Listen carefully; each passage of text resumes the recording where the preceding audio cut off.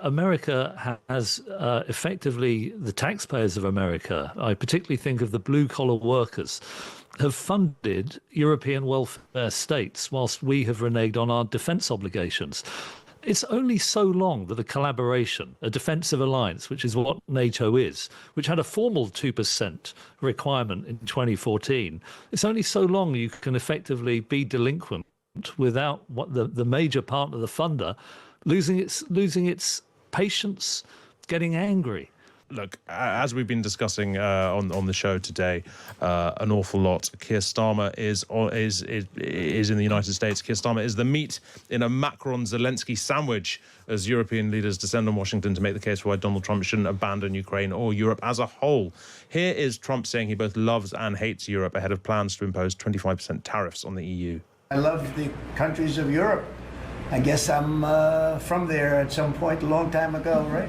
But indirectly, pretty directly too, I guess. But I love the countries of Europe. I love all countries, frankly, all different. But the European Union's it was formed in order to screw the United States. I mean, look, let's be honest. The European Union was formed in order to screw the United States. That's the purpose of it. And they've done a good job of it, but now I'm president. I mean, not that long ago, his grandfather was German and his mother was Scottish. But, Manveen, that's classic Trump, right? It goes from sort of praise to absolute condemnation in a single beat. What on earth can Europe do about him? To a very warped version of history, too. I don't think anyone would have said the European Union was set up to screw over America, apart from now Donald Trump. I think it's really hard. I think a lot of people are scrambling. And I fear that Europe hasn't really figured out how to deal with Donald Trump yet. You know, Keir Starmer has seemed reluctant at times to criticise him outright when he said outrageous things. You know, there's been a delay before he'll come out with a sort of a muted response. I think we're still hoping, if we can be friends with him, if we can charm him, if we can go and get along with him, that we might be able to return business to business as usual. And he'll attack the rest of Europe instead. Yes, it's the do-it-to-Julia strategy. Exactly. Yeah. We won't get the tariffs that affect us so much if we can persuade him we're the good guys. Maybe he'll step up and promise us some kind of security guarantee. I just feel like we haven't understood this age of disruption. Everything has changed. We're still hoping we can roll it back just by being nice to him, and he might sort of start making these exceptions. But everything he's doing, his actions match his words. You know, he's moving on Ukraine. There is a minerals deal coming. That every part of that should be offensive to a European leader. With defence, he's promised to make 40% cuts to their defence budget. Would they even be able to turn up and help if needed? I mean, you know, if you think about their defence budget, only a portion of it ever went on Europe anyway, on NATO and Europe. The rest of it, you know, they're covering Africa Command, they've got a Pacific Command. They're trying to cover the world. If they've got a 40% cut, I don't think they're really going to be able to turn up and help even if we needed them to. We haven't begun to adapt to that. We haven't understood that and really sort of internalized it and worked out in a whole new strategy. We know that he respects strength. You know, when Macron was there the other day, he recounted the time when Macron had sort of managed to brief something to the papers and basically sort of had got the upper hand. And he clearly respected that. I think we're still quite meek about things like that. We're still sort of tiptoeing around him, hoping he likes us for it. I don't think we've worked out how to deal with him or how to deal with the new world. I mean, I think that one can question the logic of both doing a massive minerals deal in Ukraine and also saying you're going to remove all the troops who would possibly defend it, particularly when it's in Russian territory. But that's kind of not really. I mean, the point for Europe, I suppose, is that this relationship looks like it's disintegrating. It is no longer reliable whether it ends up disintegrating or not. Matthew, you've written in the past that years of fiscal irresponsibility and declining work ethic and unrealistic public expectations have led to the decline of Europe. Is this what the decline of Europe looks like? Well, I know that the Times Radio is about disagreeing agreeably, but I'm amazed that Manveen in that long answer didn't once mention the key reason why America, the Trump administration, is not wishing to back NATO as profoundly as it did previously, which is decades of Europeans failing to pay their way. Eisenhower warned about it diplomatically behind closed doors. Kennedy gave a speech about it. Reagan did. Clinton did. Obama did. And Europeans did absolutely nothing to step up. America has effectively, the taxpayers of America, I particularly think of the blue-collar workers, have funded European welfare states whilst we have reneged on our defence obligations. it's only so long that a collaboration, a defensive alliance, which is what NATO is, which had a formal 2% requirement in 2014, it's only so long you can effectively be delinquent without what the major partner, the funder, losing its patience, getting angry.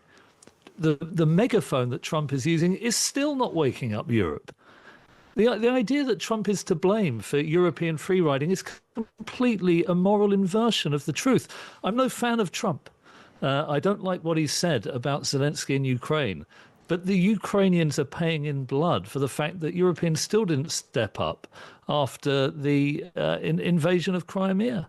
Starmer says we're going to go slowly and gradually to 2.5%, fiddling the figures while he makes that protestation. America is spending 3.4%, but the cumulative additional expenditure that America has made runs into the billions, if not trillions of dollars. Unless we see that context, for me, it's laughable that it's even conceivable to have a debate about what's happening with NATO without seeing the 50, 60 years of history that has led directly to this point. It's a function of European delusion. Manveen. If I may say so. Well, I've often said here that I think we should be spending more on defence. I've said it for many years. I was on a RUSI panel that fed into the SDSR, the Strategic Defence Review, back in 2010, when we said we should be spending more on defence. Instead, successive governments have made massive cuts, or they've sort of... As has America, As has America. Yeah. But, and they've massaged the figures. Come on, they've started that's not including... fair, Hugo. It's made cuts from a massively Matthew, high level, and it's still spending it is. So look, we should be spending much more. We've been massaging the figures. We've been including pensions for civil servants. We started including the nuclear deterrent, which now takes up 20% of defence. So the moment you take that away, we're sort of spending about the same as Spain, roughly, on actual conventional defence. All of that, I think, is a disaster. I think we should be spending much more. I always have. I think Europe should be spending more.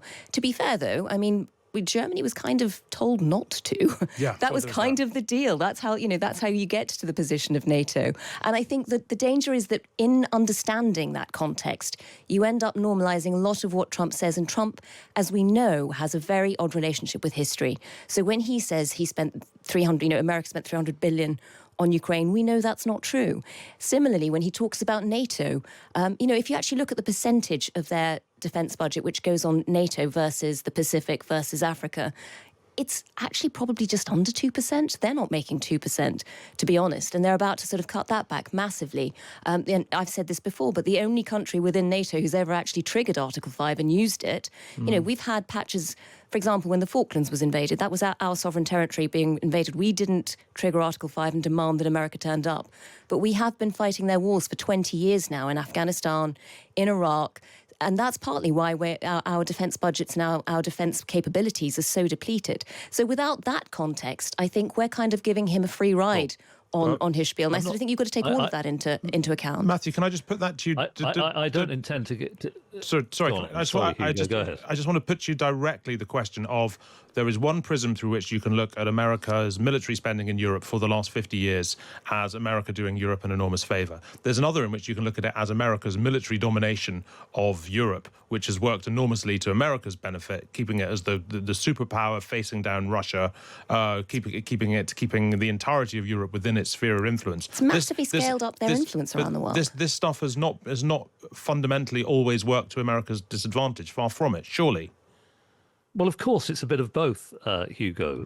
By spending more, they have outsized influence, but they're still entitled to be completely furious. If they were so delighted with the influence, why did presidents continually badger's the wrong word, use diplomatic channels of maximum strenuousness without actually going as far as Trump has done to get Europe to pay? Manveen, if I may say so, why do you think America is investing in Africa? Why do you think it has a global fleet that patrols the shipping lanes? To deliver the global free trade, to protect the merchant shipping, to deter the piracy from which Europe preeminently has benefited. That money that you say, they're only spending this Matthew, amount in Europe, the money they're spending the money they're spending in other parts of the world are creating I don't think it's for Europe. It's important to understand this, Manveen. I think it's for American trade as much as it is for Europe. Okay, look, I think we're going to... I gave you a big opportunity. Let me just finish the point, if I may. If you could. We've got to go to the news in we just a sec. have massively benefited. Matthew. The point that I wanted to land, Hugo, is we need to understand that has had a massive benefit for the intricate supply chains, without which we'd go back to the Middle Ages. Okay. Well, look, I think we'll probably come back to this in just a moment. I want to talk a tiny, very, very small bit more about NATO funding and America in Europe, simply because, and I do mean a small bit, but simply because, Matthew, we've had a text over the news from Philip, and he says, has Matthew forgotten about America's paranoia about communism, Reds under the bed, McCarthy? Watch Dr. Strangelove again and get an amusing reminder of why America was historically spending this money. I mean, there is that argument, Matthew, that America's military investment in Europe was not selfless and was not intended to be selfless. And in recasting it as being selfless, there's something a little bit dishonest about that from Donald Trump, is there not? It wasn't selfless. America has benefited, like the rest of the world, from global free trade and from what we might call Pax Americana. It's also true that we, you and I, Hugo, and other citizens of Britain benefit from the rule of law and the collaboration that defines a successful nation state.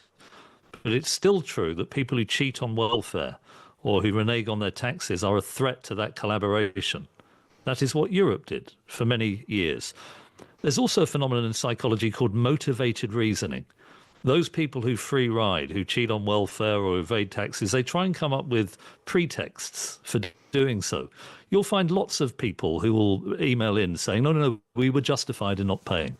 Even though we agreed to pay 2%, those nations in Europe that failed to do so, they were justified. There was a peace dividend. America benefited. We lied to them, but it's okay.